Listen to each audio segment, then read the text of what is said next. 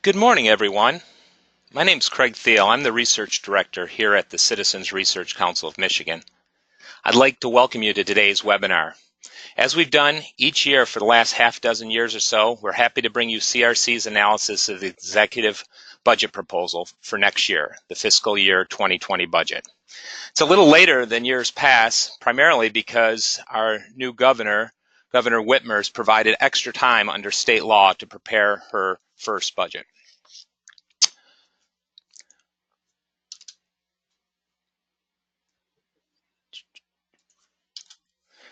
First, let me remind you who we are. The Citizens Research Council of Michigan is a statewide, nonpartisan public affairs research group. This year, we're celebrating our 103rd year in existence, a longevity we attribute to our promotion of informed public policy for state and local governments through the provision of accurate, independent, and objective research. I want to remind you that we are a private, not-for-profit entity, and we rely on the charitable contributions of foundations, businesses, and corporations. I'd like to encourage all of you to join our circle of supporters and help us to continue to provide the high-quality, independent information on important policy issues in Michigan. You can learn more about the Research Council at our website, www.crcmich.org.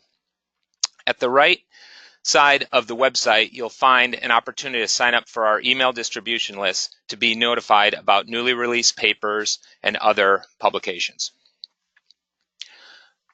Governor Gretchen Whitmer delivered her first budget recommendation a little over 2 weeks ago. With the presentation of the budget, the governor kicked off the fiscal year 2020 budget development process. The governor's recommendations are now in the hands of the House and Senate Appropriations Committees, where they will be reviewed, evaluated, and adopted, some with modification and some not. In the recent past, Governor Snyder and the Republican legislature was able to complete the entire process by early summer. Given the late start of the 2020 budget process, because of the newly elected governor, as well as the fact that we now have divided government, there's no clear signal when the budget will be wrapped up. The 2020 budget takes effect October 1, but many entities, like schools and local governments that rely on state appropriations for part of their funding, have fiscal years that begin July 1st. That's one of the main reasons why Governor Snyder and the previous legislature were intent on finishing the budget early. Governor Whitmer's proposed $59 billion all-funds budget is based on the consensus revenue estimates agreed to in January. Before the budget is adopted by the legislature later this year, the state will convene another revenue conference. Those revenue estimates will form the basis of the final budget for 2020. While the state budget totals nearly $59 billion, nearly 38% of this total comes from federal sources, which lawmakers have little control over. A similarly large category of resources in the budget comes from state-restricted resources, including transportation and school aid fund resources. Lawmakers have some discretion over these resources. The final major category is the state general fund, where the budget writers have the most discretion for allocating among competing state programs and priorities. The general fund accounts for about $11 billion of the total, roughly 18%. The general fund, along with the major state restricted funds, school aid and transportation, is where much of the debate will take place over the coming months. During today's webinar, we'll walk you through the highlights of the governor's proposal. We begin with a quick summary of the state revenue picture, including forecasts for the coming year. We discuss the current fiscal environment facing the governor. Next, we'll dive into the proposal itself, focusing on the major tax changes as well as spending proposals from the current year, with a particular attention on spending in the general fund and school aid fund. Finally, we'll wrap up with the presentation with our assessment of the governor's recommendations. The presentation today will be a tag team effort between myself and Jordan Newton. Jordan joined the CRC in 2017. He's our primary researcher on state fiscal matters, including the budget. Jordan has a master's degree from Michigan State University and a Bachelor of Arts in Economics from Gonzaga. His pick to win the NCAA tournament this year and every year. And they're off to a good start from their showing last night. Please note that we are recording this webinar and we'll post it on our web page where it will be available for future viewing. Also, the slide deck will be posted on our web page under the presentations link.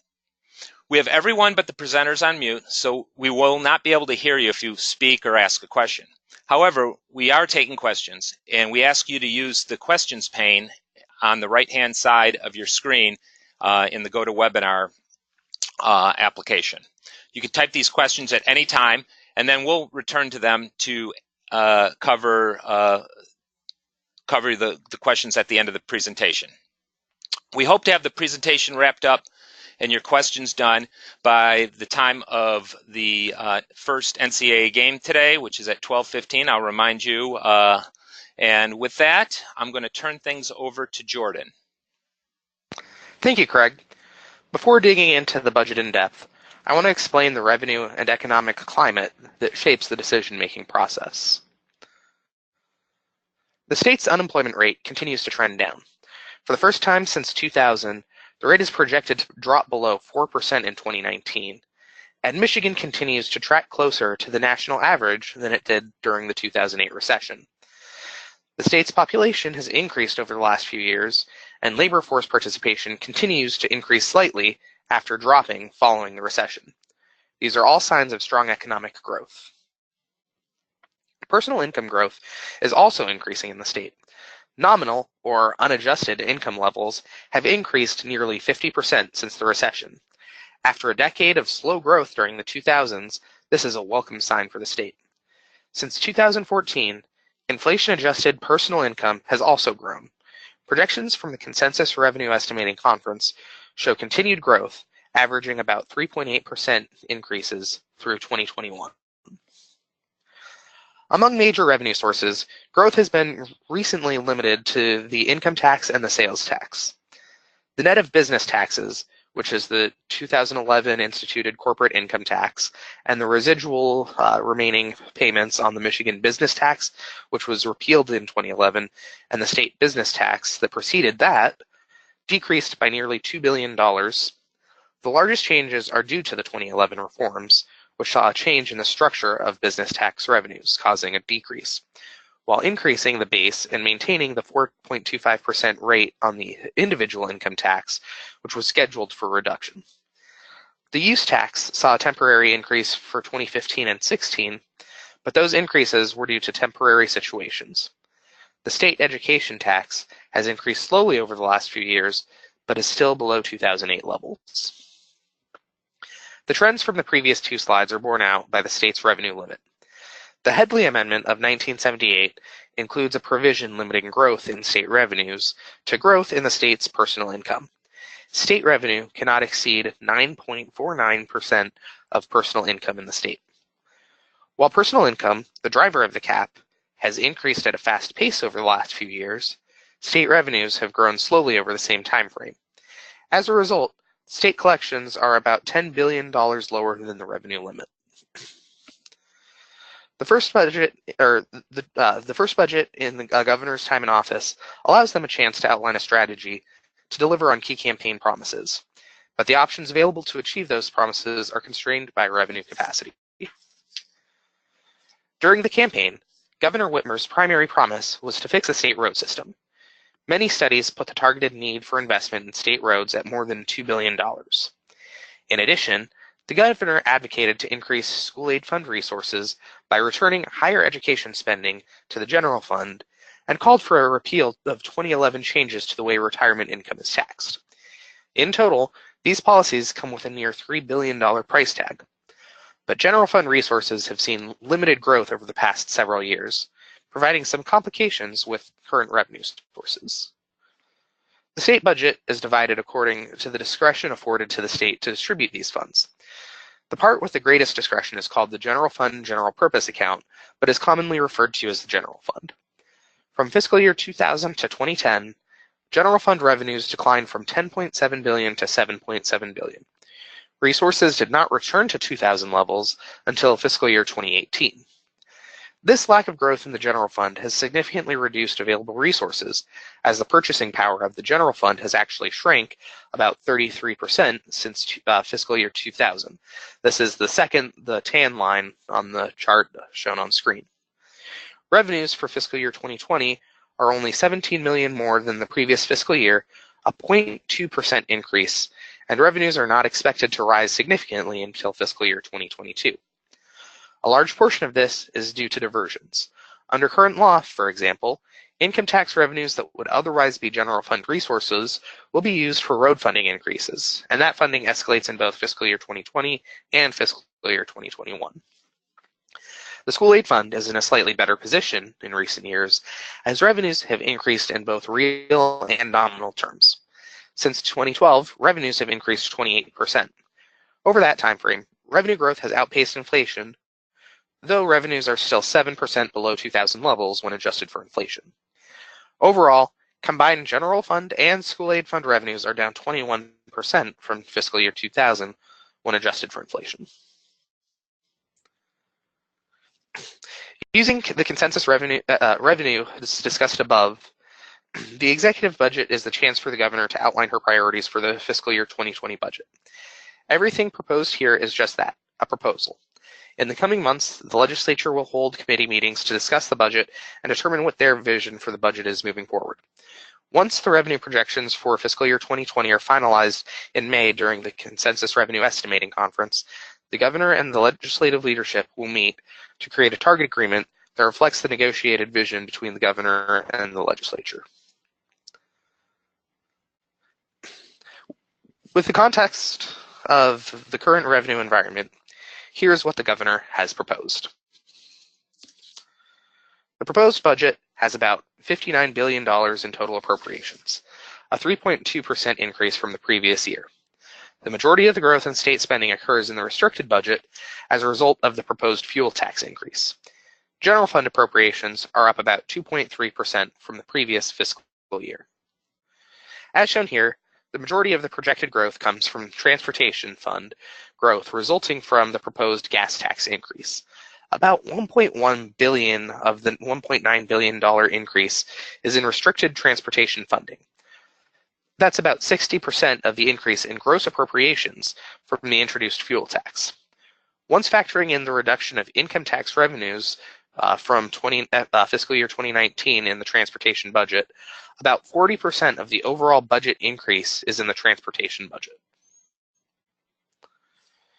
For the majority of the budget, the proposal stays the course.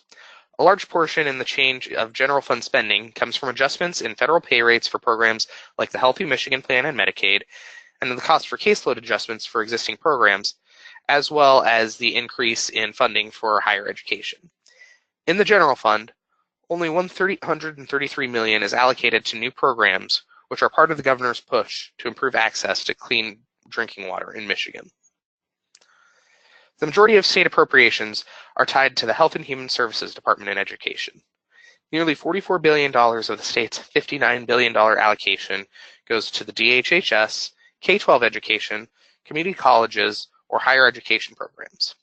About 10% of the budget goes to the Department of Transportation, 4% to the Department of Corrections. The remaining 12%, about $7 billion, is split among all remaining state programs and government operations. The proposed general fund appropriation maintains a balanced budget. The requested revisions are the net changes from returning the income tax diversion from roads to the general fund and the tax changes proposed. This will increase ongoing revenue by about $350 million from current general fund projections.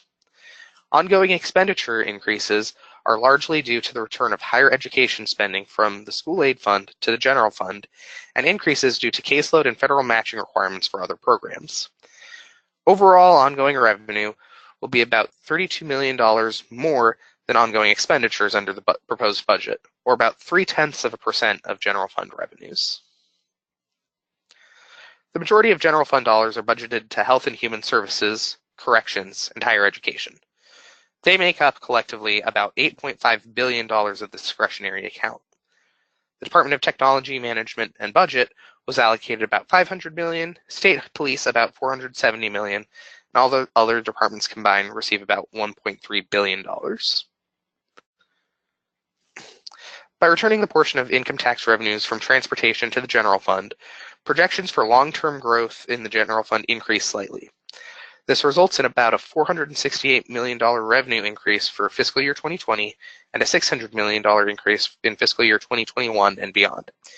The chart on screen shows general fund projections after the proposed changes, with each major diversions or revenue reductions. As the chart shows, a significant portion of potential revenues are diverted or foregone, but without the transportation earmark, general fund revenues will experience some growth. Rather than grow 1.5% in total over the next few years, as projected by the January Consensus Revenue Estimating Conference, the proposal would change general fund revenue projections to an increase of 5.4% over the same time period. There is little change to the school aid fund balance sheet. Revenues are projected to increase by about $370 million, a 2.8% increase, but the majority of the fund balance is expected to be used in fiscal year 2019, offsetting changes in spending levels. The major increase is the reduction in higher education on the expenditure side. With the general fund taking on the entire financial burden of the state's higher education system, $500 million in additional revenue were freed up to allocate to increases in school aid. The budget also makes a $150 million deposit into the rainy day fund, technically called the Budget Stabilization Fund. This continues the trend of fund growth. While the projected $1.37 billion balance is the highest balance the state has saved in the 2000s, as a percentage of the revenue limit, which is 10% of combined general fund and school aid fund revenues, savings are still lower than they were at their peak. They are also lower than recommended levels. Organizations like the Government Finance Officers Association recommend that savings reach 15% of those funds combined. Revenue sharing would increase by about $51 million under the executive budget. This includes a 3% statutory increase for both county revenue sharing and city-village revenue sharing. While the overall budget increases state revenue sharing by 5.2%, levels are still more than $240 million below fiscal year 2001 levels. The Fixing Michigan Roads plan is the largest portion of the governor's proposal. The core of this plan is a 45-cent fuel tax increase phased in over the course of a year, every 6 months beginning at the start of the 2020 fiscal year through the start of the 2021 fiscal year. The tax increase is expected to raise $2.5 billion in revenues. As mentioned, $325 million of the revenues will be used to replace the income tax revenues that will now go to the general fund. After the backfill and a few constitutional deductions, the remaining money will go to the Fixing Michigan Roads Fund. As a result of the proposal, Michigan's fuel tax would increase from 26.3 cents per gallon to 71.3 cents per gallon. Using the prepaid price for April, this would bring the total of state taxes to $1.02 per gallon. The proposal maintains the sales tax on gasoline, which primarily goes to the school aid fund and local governments. Along with the fuel tax increases, the income tax resources allocated to roads would be directed back to the general fund. This includes $325 million allocation for fiscal year 2020 and $600 million allocation for fiscal year 2021 and beyond from the 2015 road funding plan, and $143 million in income tax revenues that were originally allocated to the school aid fund. These were earmarked for transportation as a result of the U.S. Supreme Court's Wayfair decision, which allowed the state to increase sales tax collections on online purchases because it made it more effective to actually collect those revenues. The legislature offset those increases and opted to use the revenue gains for road funding. With those revenues, the general fund will bear the entire burden for higher education funding, freeing up some money to make school aid fund changes. But we'll get to that a little bit later. Because a portion of the revenue diverted to replace existing resources, and some revenues are diverted to the Department of Natural Resources constitutionally, the full proposal falls short of raising $2.5 billion in new road funding dollars. After full implementation, the proposal will raise approximately $1.9 billion new dollars for transportation. The executive budget would change the distribution for new revenues. All agencies would get their initial fiscal year 2019 levels of funding under Act 51, as the first $325 million from the gas tax increase would go to backfill the income tax reduction. While no agency will lose based on their 2019 levels of funding, future revenue increases will be lower than initially projected, as $275 million will not be distributed through Act 51, that would be under current law.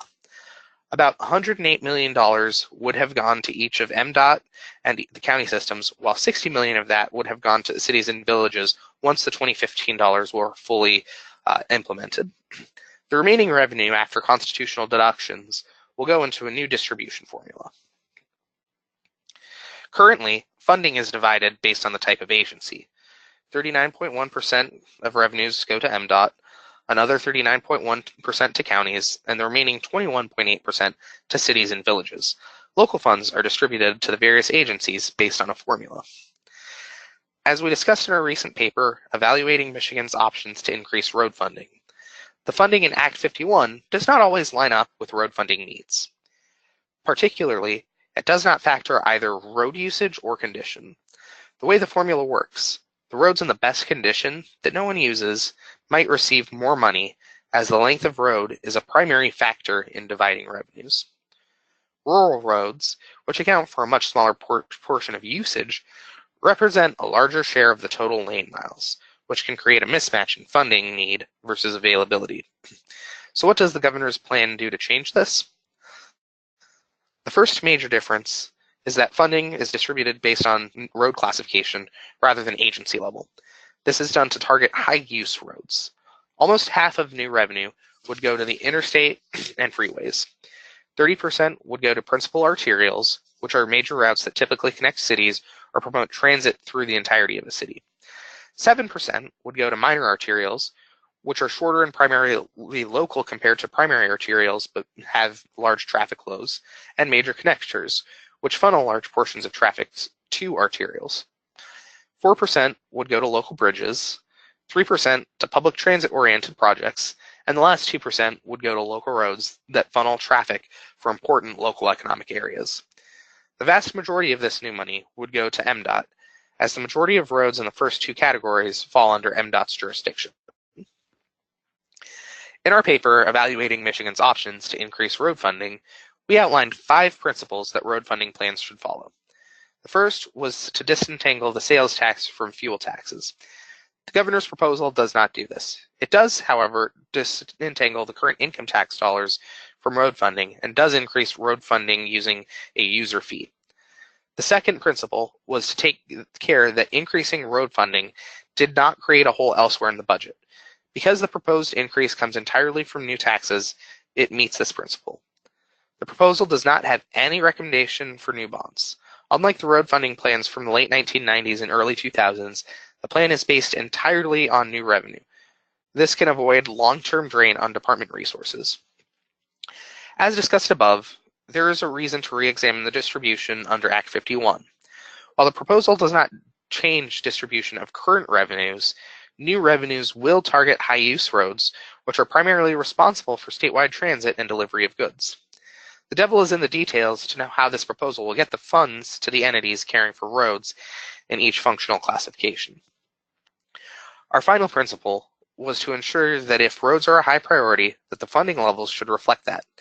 The governor has used a $2.5 billion annual increase as a target.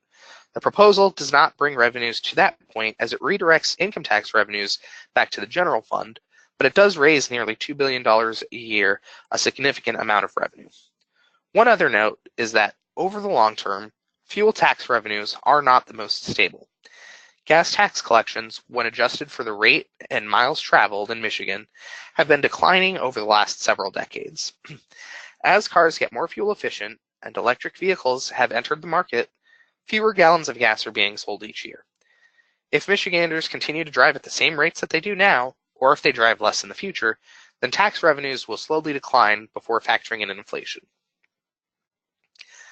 Beyond the fuel tax increase, there were 3 proposals to change the structure of Michigan's income tax. The first is to undo the expanded taxation of retirement income from 2011's tax reform, which is commonly referred to as the pension tax or the retirement tax. As part of the broader 2011 reform, the state expanded the tax base to include retirement income that was previously not taxed or was taxed at lower rates. Part of the issue that was driving these changes was the aging population in Michigan. The state is getting older, and an increased share of state income is being due to become exempt under pre-2011 law, particularly as the baby boomer generation retires. As this happens, income tax that would have been captured, or the income tax would have captured a smaller share of personal income. In addition, previous law created two fairness questions. First, it did not tax public pensions. This distorted the tax base by artificially increasing the value of public retirement income relative to private retirement income. It also increased the state share of tax burden on younger taxpayers, as older taxpayers paid significantly less taxes as a result. The 2011 changes created three age brackets, which determined how retirement income was to be taxed. Those born before 1946, who were 65 or older at the time, were unaffected by the retirement income changes. Those born from 1946 to 1952, who were 59 to 64 at the time, can claim an exemption on all income up to $20,000 or $40,000 for joint filers, and Social Security income would be exempt from the income tax. Those born after 1952 can claim a $20,000 exemption or $40,000 for couples on their state taxes once they reach retirement age, but Social Security and all other retirement income would be taxable. Alternatively, they can exempt Social Security income and claim the standard personal exemption, but all other income is taxable. There are a couple of groups, primarily those with military and railroad pensions, whose pension income are still exempt, though they are unable to claim the larger exemption provided by the new changes. The governor's proposal would revert back the tax base back to 2011 standards. Public pensions and Social Security would become completely exempt from the income tax, while private pensions would receive larger exemptions that are slightly above $50,000 and $100,000 for single and joint filers, respectively. These rates are adjusted for inflation, so they do slightly increase every year. Taxpayers over 67 would also be able to keep the $20,000 and or $40,000 deduction on all income sources at their discretion. But in that scenario, Social Security and private pension income and all retirement income would be taxable. This was done to hold harmless seniors who are currently earning income that would still be taxable under the changes and receive minimal amounts from pension or other Social Security benefits to prevent them from seeing their tax burden increase. In total, the State Budget Office estimates that these changes would affect more than 400,000 Michigan households. On average, retirees would save $800 a year, and 600,000 seniors would pay no income tax. Exempting retirement income as proposed would reduce income tax collections by about $350 million once fully implemented in fiscal year 2021. The majority of the revenue loss would affect the state general fund, a $275 million reduction, while the remaining revenue loss would affect school aid fund resources. The concerns that led to the 2011 adjustment have not changed.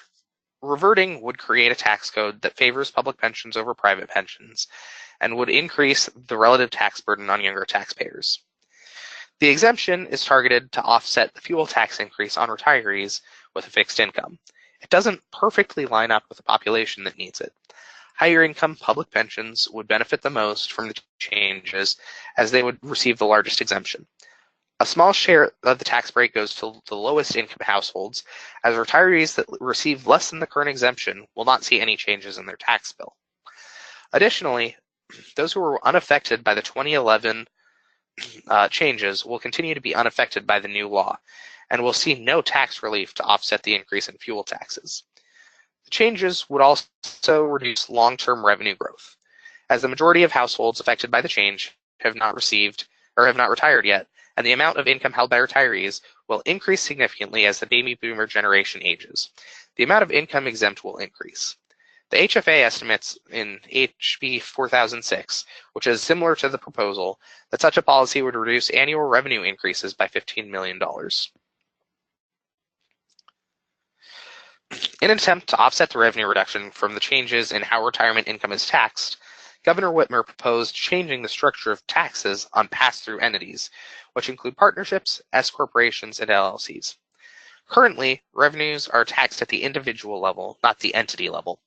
As a result, they are taxed at the individual income tax rate of 4.25% rather than the corporate income tax rate of 6%. The proposal would increase this limit provide a credit against individual taxes to prevent double taxation, and add a new $50,000 deduction to the new tax. This would raise $280 million in revenue once fully implemented, but the tax burden would not increase by the full amount. The Tax Cut and Jobs Act capped the amount of state income tax individuals can deduct from their federal income at $10,000. No such limit exists for corporate income. By doing this, pass-through entities would be able to reduce their federal tax burden to offset some or all, depending on the income level, of the 1.75 percentage point increase in state taxes. As a result, the new tax would have slightly higher tax burden on smaller and mid-sized entities. Those earning less than $50,000 a year would pay no taxes, and some low-income entities would also have a lower tax burden due to the exemption. Higher-earning entities would eventually offset the entirety of the increase in state tax burden through federal deductibility. The organizations between those two scales would see an increase in tax burden. The last major change in Governor Whitmer's budget is to increase the size of the Earned Income Tax Credit, or EITC. The EITC is a federal program that provides a refundable tax credit, meaning if it exceeds the tax burden, it pays out as cash, to low-income working households. It works by phasing in the credit as income increases. Once income reaches a certain point, the benefit maxes out and then eventually reduces as income levels increase even further. As a part of the broader 2011 reform, Michigan's credit that goes by the same name piggybacks off of the federal program by providing state taxpayers a credit equal to a percentage of the federal benefit. In its inaugural year, the credit was set at 10%, that increased to 20% in 2009, and was dropped to 6% as part of the 2011 tax reform. Under the proposal, the EITC would increase from 6% to 10% for tax year 2020 and increase to 12% or double the size of the current credit for tax year 2021. This is to line up with the phase-in of the increase in the fuel tax. Once fully implemented, the proposal would reduce income tax revenues by about $114 million a year. The change is designed to help offset the increase in fuel taxes for low-income families. Fuel taxes are typically regressive as the charge increases with use rather than income, so lower-income families pay a higher share of their income for each gallon used. The table on screen shows the benefit ranges for the EITC and the size of the Michigan credit at the maximum amount. The eligibility range depends on the number of children in a household and whether the household files a single or joint return, but the maximum credit size only changes based on family size. According to the administration, the typical driver is estimated to pay $23 a month in fuel taxes under the proposal. As the table shows, the maximum credit would not fully offset the average fuel tax or the typical fuel tax increase for a beneficiary with no children or with only one child. Those at the maximum range with 2 or more children would see a benefit increase that is slightly larger than the typical cost of increases, though if families drive more than that to transport their kids, the credit may not fully offset their tax burden. With that, I'll turn things over to Craig to discuss the highlights in the education portion of the budget. So everyone got a full helping of the tax changes as well as the revenue picture that the state is facing. I want to turn the attention to the education section of the budget, focusing on K through 12 as well as a little bit of the post-secondary higher education funding recommendations. At a high level, state funding for K through 12 is up 4% from the current year. As we mentioned earlier, the key in providing the additional funding through K through 12 is through reversing this funding shift that took place over time, providing school aid fund resources to universities, backfilling those funds with the general fund. It is worth pointing out that the school aid fund continues to support roughly $400 million appropriation for the community colleges. The highlights of the K through 12 recommendation with this additional $500 million is sizable increases in the foundation allowance, additional resources for special education, career tech funding, and then a continued enhancement of funding for at-risk students. There's also additional resources allocated to the state's funded preschool program, Great Start Readiness Program, through expanded eligibility, as well as reimbursement for the full day and half day slots in those programs, which is based on income eligibility. The retirement system, MIPSers, reforms over the last half dozen years continue to demand additional school aid fund resources, and those are allocated in this budget. And it is worth pointing out that the student population in the state continues to decline. This has been a long-term trend going back over 10 years and is projected to continue that way going forward. So as the state is adding dollars to the K-12 budget, there are fewer students in the system, which has helped driving the increases at a per pupil level, at least to some extent. So just to put a little bit of an analysis on this funding shift that really is the key component coming out of the fuel tax proposal, the domino effect, if you will, of pulling out the general fund from transportation, using that general fund resources to support universities, and then using the school aid fund resources to funnel into the K through 12.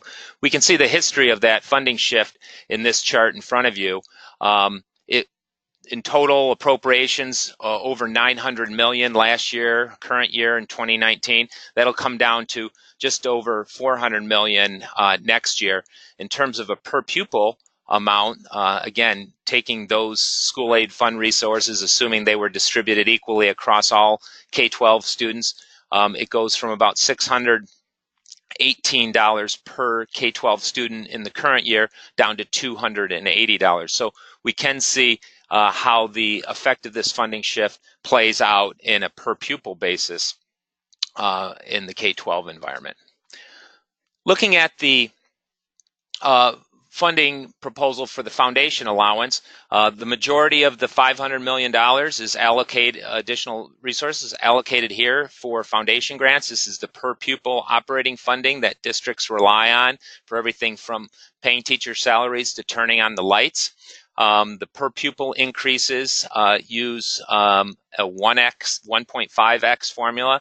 What that means is those at the bottom of the funding spectrum will receive a $180 per pupil increase. Those near the top will get a $120 per pupil increase next year. This will raise the minimum grant by about 2.3% in 2020, touch over inflation, and the maximum grant, or the maximum grant that the state participates in the cost share, to $8,529, about 1.4% increase. Just looking at the chart on the right side of this shows that at the minimum grant, we've been well above the high water mark for some time. In terms of the maximum grant, this will be the first time that the maximum grant has eclipsed that high water mark, looking back to 2011. In terms of the gap between the maximum and minimum, that's going to be reduced to $478 under this proposal. I could note in the chart that the gap was over $2,300 in 1995 when the foundation grant program was implemented. So the gap's been narrowed by almost 80% since 1995. Looking at the distribution of grant amounts across the state, about 3/4 of the districts in the state receive, and this is 3/4 of all the districts, including charter schools and traditional districts, receive the minimum grant, with a small number, 63 districts, above the maximum grant. Those are those very high spending districts that were high spending in 1995 when Proposal A was put in place. Also related to the foundation grant, notable recommendation here is a cyber schools, students who are enrolled in completely online education system would receive a grant equal to 80% of the per pupil grant. So this is a 20% reduction from the minimum grant amount. Those students who total about 13,000 statewide and 14 schools throughout the state would receive a grant of about $6,400 next year under this proposal. The justification is that the cyber schools are not carrying the same costs as brick and mortar charter schools and brick and mortar traditional schools.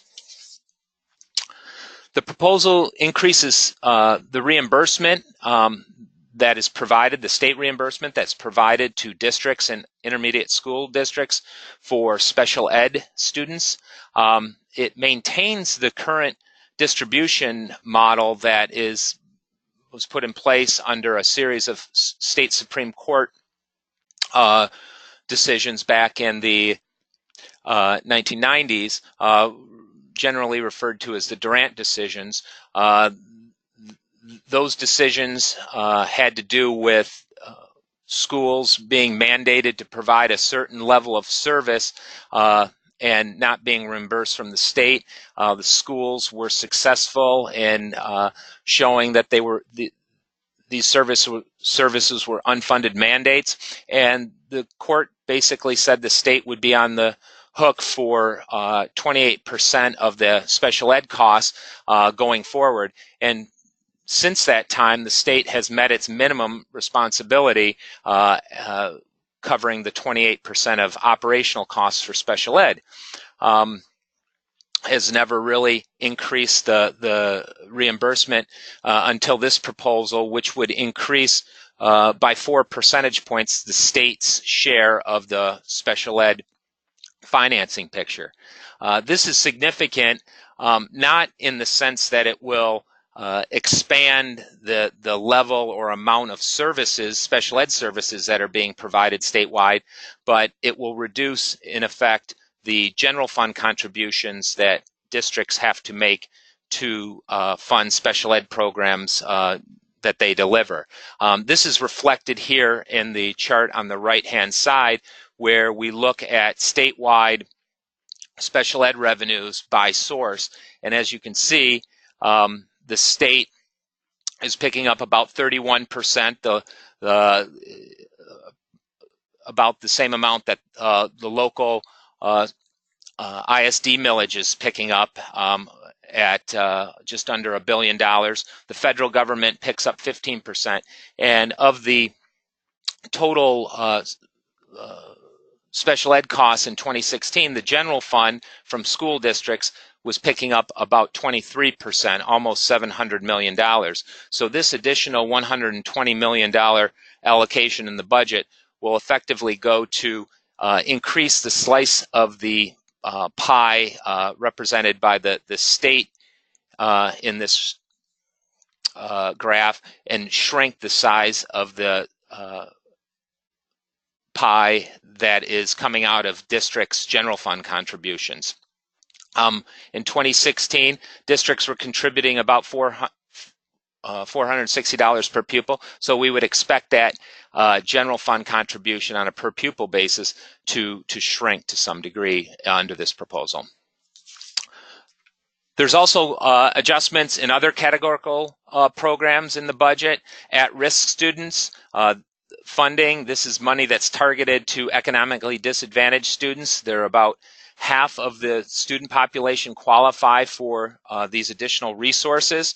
Under this proposal, districts would receive 11% of their foundation grant, about $886 per pupil statewide, to provide additional services, instructional services for these students. It should be noted that the districts who are at the highest level per pupil funding will only receive 50% of the per pupil allocation. However, this is up from 30% in the current year budget. The use and purpose and goals of the program remain the same under the the proposal. The additional funding is to fully fund the program, something that hasn't happened under the 32A program in its history. I should note that this continues a trend of increasing funding for at-risk students. In 2015, half of the amount that's currently proposed was funded for at-risk. So there's been an attention to the needs of at-risk students over the last 5 years. Additional funding for high school students enrolled in career tech programs. They would be eligible for a 6% enhancement above the foundation grant. This equates to about $487 per pupil, up from $50 today. Additional resources, $25 million for literacy coaches. As many people know, Michigan a couple years ago implemented a third grade reading law, putting a focus on getting third graders by the up to proficient on our state assessments by the end of third grade. With that, we're seeing some additional resources to hire literacy coaches across the state to help those with the greatest need with those additional services. The Great Start Readiness Program, again, this is the state-funded preschool program for low-income children, 4-year-olds and families currently at 250% of the federal poverty. Under the governor's recommendation, eligibility would rise to families at 300% of the federal poverty level. So this is a family of 4 of about $77,000 a year in income. With the additional eligibility also comes some additional reimbursement on a per slot basis. So the table in front of you shows the total increase of $84 million over the current year amount, about a 34% increase.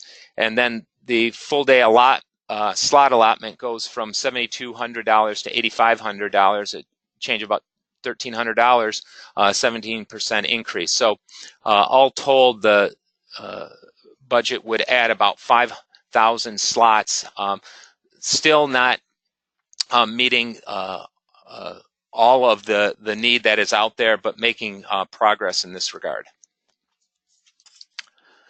The teacher retirement system, MIPSers, is funded in the proposal. The policy is to pay down the pension debts and largely shield districts from the added costs with state level reforms to MIPSers.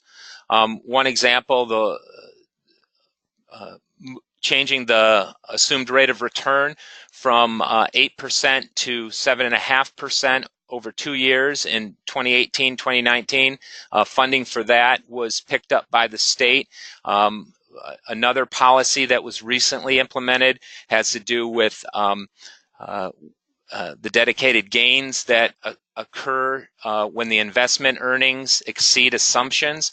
When that occurs, those gains, rather than going back and reducing the employer contribution, which had been the practice in the past, would go towards lowering the assumed rate of return. And we see that again showing up in the budget as additional $84 million is added to bring down the assumed rate of return. So just 4 years ago, the pension system was projecting gains on its investments of 8%, and going forward, it's at 7%, and will continue to trend down as the investment earnings outpace the assumptions. The retirement cost offset, an item that was added to the budget in 2012, is continued at $100 million. This has helped to help districts offset some of the costs of meeting the MIPSers retirement obligation. The total amount in the school aid fund budget that is coming off the top to fund MIPSers is $1.3 billion in this budget. That's the equivalent of about $900 million statewide. So these are resources that the state has decided to pick. These are costs the state has decided to pick up out of the school aid fund, but not directly out of the foundation grant. The advantage here is it provides some predictability to districts for budgeting purposes, but it should be noted that these are still school aid fund resources that are not available for other purposes. And then districts still remain responsible for a fixed percentage of payroll for the legacy costs of the system, about $1,500. That's reflected here in this graph. I'm showing the foundation grant at the minimum level, kind of broken out by the piece that's discretionary and the piece that is required to meet the legacy costs. And just some takeaways here. We can see that the grant overall has increased since 2012, but at the same time, the share that is going to satisfy the legacy cost has also increased, effectively eating into the amount that's available for classrooms. If we look at that discretionary piece and scale it to inflation, we can see that the purchasing power of the discretionary grant since 2012 has come down, or since 2010 has come down about 15%, from about $6,600 to $5,600. Again, this is a function of the rising legacy costs, but also I should note the reduction in the foundation grant that occurred in 2012. This budget speaks to a new funding formula that is recommended in a fairly significant study that was released in 2018, done by the School Finance Research Collaborative, that looked at the adequacy of the state's school funding system. That report had recommended to move to a weighted student funding system to adequately fund services for the K-12. The proposal had recommended a base funding amount and then added weights for certain student populations, recognizing that certain students require additional needs. This proposal relies on the foundation grant to fund those base funding amounts. This would be funding for a general ed student. It should be noted that the base funding that's recommended in this proposal through the foundation contains items that the School Finance Research Collaborative report suggested get pulled out, things like retirement, transportation, as well as special ed funding. So adding the additional resources to the foundation without pulling out those items that should be dealt with separately really moves the base funding further away from a true adequate cost per student. The weighted funding that's recommended in this proposal does mirror some of the recommendations of the School Finance Research Collaborative report, specifically the at-risk funding and the CTE funding. However, the special ed funding that's added, because it's still using the reimbursement model, results in different weights being applied to the special ed population, depending on where those students show up and which districts they show up in, because the reimbursement model really is at odds with a true weighted student funding model that suggests that students identified with certain needs will get funded at the same level regardless of what school district. So we can say that this proposal is definitely moving towards a weighted student funding recommendation, but there are some shortcomings here. Real quickly, the recommendation for post-secondary Universities, increase of $46 million for operations. These resources are provided on across-the-board basis, abandoning the performance funding model that had been used under the Snyder recommendations. There's a tuition cap at 3.2%, which is slightly above inflation. A little below what has been recommended in the past. Should note that there's additional resources, $110 million in a current year supplemental to implement Governor Whitmer's Michigan Reconnect program, which is tied to her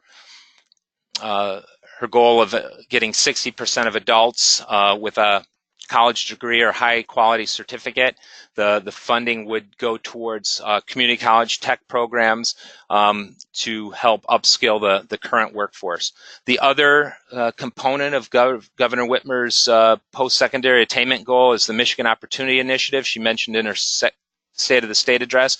That's not funded in this budget, and we expect there to be some recommendation either in a supplemental appropriation later this year or when the 2021 budget gets forwarded. So quickly turning to our assessment of the proposal, and then we'll get to your questions. The governor's proposal, again, in the education space, reverses the school aid fund support for university operations, really driving the funding increases in K through 12. We see continued focus on increasing the foundation grant and lowering that gap between the highest and lowest spending districts. We see a continued attempt to pay down debt and to shield districts from the effects of retirement system reforms. But again, this comes at a cost to the school aid fund, so these would be dollars that would have otherwise have gone to districts either through the foundation grant or other items. We do see an inflationary increase for universities and community colleges. Universities and community colleges have regained the funding that was cut in the early years of the Snyder administration, but on an inflation-adjusted basis is still well below where it was before those cuts. Overall, the governor's first executive budget makes a few big changes aimed at things she discussed heavily in the campaign. That's fixing roads, returning the higher ed budget to the general fund, and then investing in K through 12. Also repealing the so-called retirement tax. Beyond that, most of the changes in the budget are done to keep up with federal requirements or projected caseload increases. The proposal maintains a balanced budget on a structural basis, but outside of the increase in road funding revenue growth, it's fairly sluggish because of this. And if the budget is approved, future budgetary changes will require some restructuring, we think. Revenues are not expected to increase much for 2021, so unless there are major tax changes or reduction in ongoing programs, next year's budget is going to be very tight. As the proposal goes off to the legislature, discussion is going to hinge on this road funding proposal. The majority of the changes rely on the proposal, whether it's freeing up the school aid resources, the general fund resources, or even the EITC, the Earned Income Tax Credit, or the changes related to the retirement income. Really, we're all waiting to see how the legislature treats the road funding proposal to determine what's happened with the spending portion of the budget. And with that, we want to take some questions. I know we got a few here as I look. Jordan, I have one for you.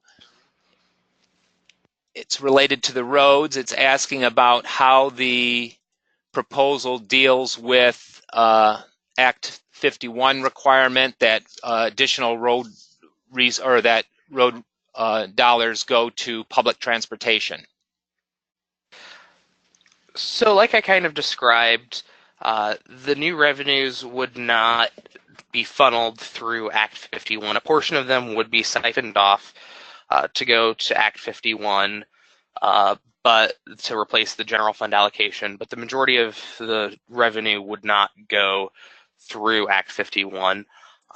There is a small proportion of it that is allocated towards public transit. That's the, let me find the specific, 3% to multimodal transportation projects, which are non-road public transportation measures, but the remainder of it doesn't get funneled through Act 51, so it doesn't have the same 10% distribution. There's another question that came in, gas tax, asking where Michigan would be relative to the nation if we raised our gas tax 45 cents. Like I mentioned, we would be the highest, and by a pretty good margin. When you factor in the sales tax as well as the fuel tax, currently Michigan is towards the top already. I think we're 5th or 6th, depending on the exact rate of the sales tax at the time, which means that this will put us pretty far above everyone else. The 45-cent rate alone would put us in the top 5. Another gas tax question. You mentioned that one of the principles is to disentangle sales tax from gasoline. What would that mean in this proposal? Have you looked at the amount of sales tax that is collected on a gallon of on gasoline purchases? So, I guess I'm not 100% sure the point of which point you're asking about. Currently, the sales tax is levied on the wholesale price plus the federal fuel tax rate at 6%. For April, that ends up being about, I think it's 11 cents per gallon. It goes depending on the 2 months prior's average gas sale price is where that comes from. And so that rate would be unaffected because the sales tax is not levied on the price of the state fuel tax. Okay. Here's a question that's come in. I've read that the IT department has lost the equivalent of $329 million with terrible decisions and with its computerized systems. How will the loss be addressed and needed high-quality computerized systems in the budget? So it appears to be a question surrounding the news related to the computer system that's been developed for the Department of Health and Human Services, and whether or not there's any mention of this in the budget. Not that I recall seeing. That would be. Do you have any further thoughts on that, Craig? Yeah, I don't know. I think this is talking about spending that has already taken place and whether or not the proposal to scrap and walk away from the current system has been made. I can tell you in listening to some testimony recently, the Department of Human Services hasn't made its decision whether or not to walk away from the challenged IT system. I think that is being talked about in the context of the budget right now. Whether or not they pull the plug on that current system will determine whether or not additional resources are needed moving forward.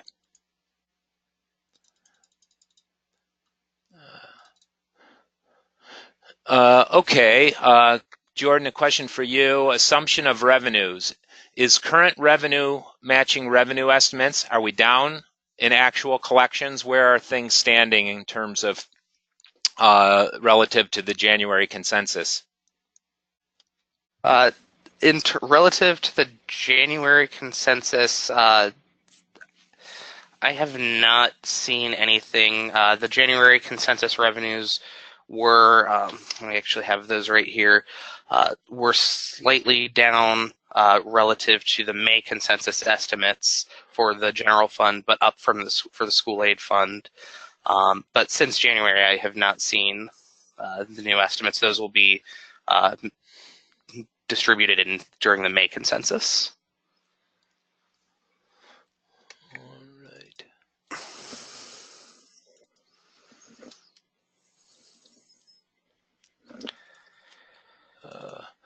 One more question here. Have counties in the lower part of the state passed local road millages like many in the north, or have they relied on state and federal funds to maintain roads? Do we have any sense of that, Jordan?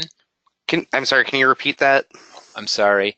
It says, have counties in the lower part of the state passed local road millages like many in the north, or have they relied on state federal funds to maintain their roads? I don't know about specific counties, but counties do, or many of the counties do have their own millages. Some of that money will go to roads, usually, yes. Another question. So no new, emphasis on new, road funding will go through current Act 51. Is there any way of knowing just how much public transportation systems will receive in current Act 51 funds?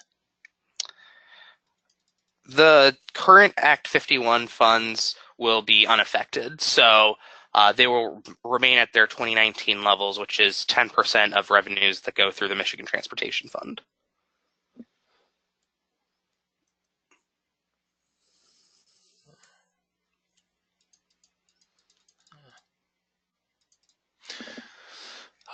One question, do we know the date for the May Revenue Conference? I don't think we know that yet. Specifically, I don't know which agency is hosting it. They will be the one, whether it's Treasury or the Senate or the House, to call that. Just stay tuned. It usually gets posted on the legislative website.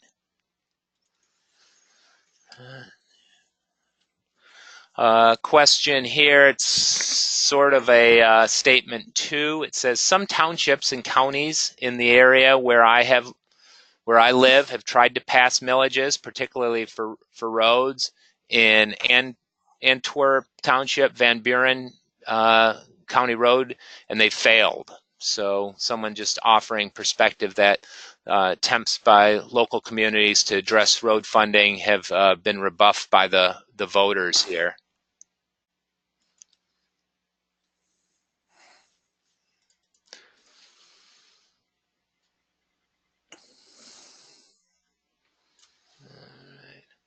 Waiting for any other questions. We will go through the questions that we receive, those that we weren't able to respond to here, we will respond. There was a question early on about the slides being available. They will be up on our website this afternoon on our presentations page if you'd want a copy of the slides.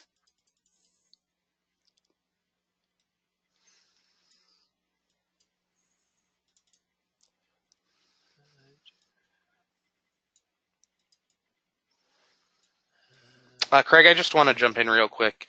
I found the consensus revenue document. I was going off of memory earlier. I had it backwards. The general fund has seen projected increases from the previous May conference in the January conference. The school aid fund is the one that's seen the projected declines. Okay.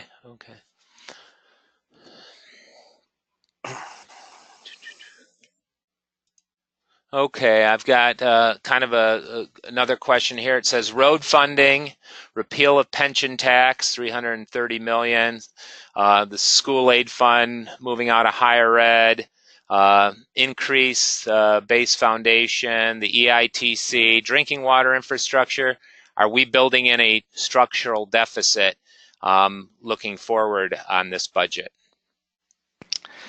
As I kind of discussed, the current projections do not show a structural deficit. There was a sizable difference between revenues and expenditures in terms of in terms of continuing spending in the previous budget, and there was a significant amount of one-time expenditures. But part of that is also the for future. There's not likely to be it does not appear that there's a structural deficit because of the reversal of the 2015 road funding package, which provides $600 million new, or what are to be new in terms of revenue projection dollars to the general fund. Right. So the $600 million, which was kind of keeping the budget really tight, is somewhat freed up through the increase in the gas tax and the supplanting of those resources.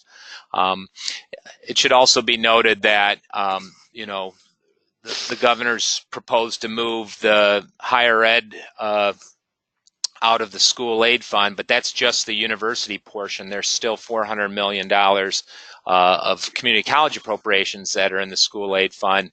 Any attempt to replace those with general fund will put further strain on the budget. But as of right now, those aren't in the general fund, so the balance picture is a little stronger.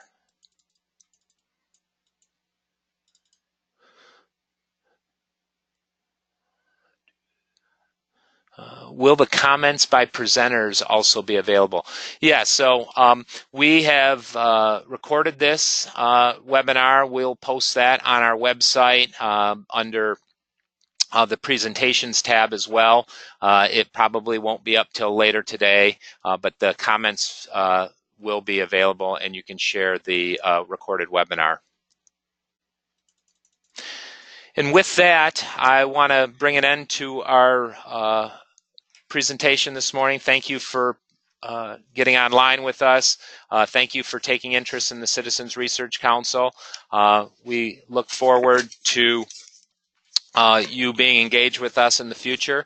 If you have any questions or needs on the executive budget proposal, please let us know. We'll be following the budget and doing a budget wrap-up as this budget gets put to bed later this year. And with that, everyone have a great day.